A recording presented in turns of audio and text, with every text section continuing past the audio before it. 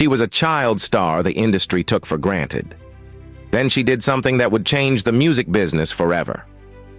Born Bessie Regina Norris in Miami on December 21, 1953, Betty Wright started singing when she was barely 2 years old, part of her family's gospel group, the Echoes of Joy. By age 14, she had her first album. By 17, Clean Up Woman hit number 2 on the R&B charts and number 6 on the Billboard Hot 100. That guitar riff became the most sampled hook in hip-hop history. Everyone from Chance the Rapper to Mary J. Blige to Sublime used it. But here's what the industry never wanted you to understand. That massive hit? Betty didn't own it. The production company owned it. The record label owned it. She made the music that changed culture, but someone else controlled the wealth.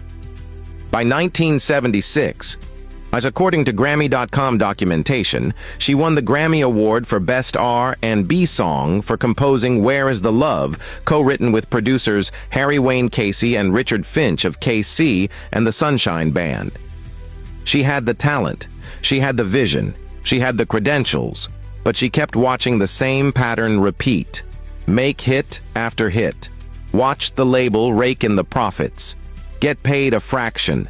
So in 1985, when the industry said women shouldn't own labels, shouldn't manage their own distribution, shouldn't control their own destiny, Betty Wright made a decision that nobody had successfully made before. She founded Miss B Records, her own label, her own terms, her own future. 2 years later, according to the official Betty Wright biography, and confirmed by Grammy.com and BlackPass.org, she released Mother Wit on her own label and made history.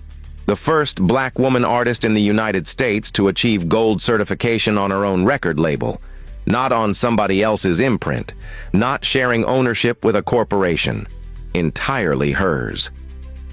The album stayed on the charts and produced the comeback hit No Pain, No Gain, which climbed back into the top 20 of the R&B charts after years of industry silence. But Betty's refusal to accept the system didn't stop with her own music. She became the mentor architects could never build for themselves. She worked with Joss Stone when Stone was just 16 years old, producing 2 platinum albums that earned Grammy nominations. She produced for Jennifer Lopez. She coached Danity Kane on making the band as Sean Combs' personally selected vocal instructor. She engineered and produced for Gloria Estefan, Erykah Badu, Lil Wayne, Snoop Dogg. She didn't just take her own seat at the table, she built chairs for everyone else coming up behind her. Even when the industry tried to steal from her, she fought back. According to court records, when Color Me Badd sampled her voice without permission on I Wanna Sex You Up, she didn't negotiate a settlement. She demanded and won 50% of the songwriting royalties for a song she didn't even sing on. That's power. Betty Wright died on Mother's Day, May 10, 2020, at 66 years old from cancer. But what she built survives. That mentality of ownership, that refusal to accept crumbs from someone else's table, that determination to build your own empire instead of begging for a seat at theirs. Think about this. How many artists right now are still making hits for labels that own them, control their masters, profit from their genius, while the artist watches from the outside?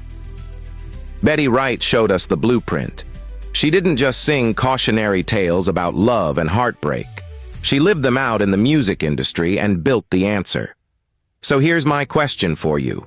What would you build if you stopped asking for permission? What empire could you create if you refused to let someone else own your work? Tell me in the comments what Betty's legacy makes you want to do differently. If her story inspired you to think about ownership, about independence, about building something that's actually yours, like this, share this with every woman building her empire right now, and follow because the real queens aren't the ones waiting for a record deal.